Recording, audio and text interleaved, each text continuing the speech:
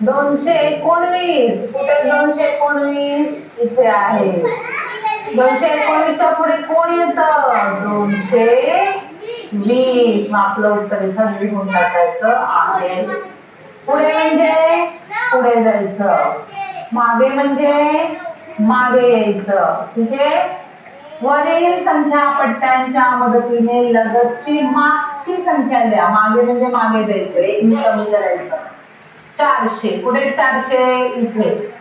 400च्या मागे कोण आहे. मी थोडासा पेनाचा रंग बदलते म्हणजे तुमच्या लक्षात येईल. ठीक आहे. पहा वरील संख्या पट्ट्यांच्या मदतीने लगतची मागची संख्या 400 इथे आहेत 400. या 400च्या मागे कोण आहे. मागे मागे म्हणजे डाव्या बाजूला तुम्हाला सांगितले संख्या पट्टे बघायला कोण आहेत 399. चला मग लिहून टाका 399. आता इथे काय 107 कुठे 107 इथे. मग 107च्या मागे कोण आहे.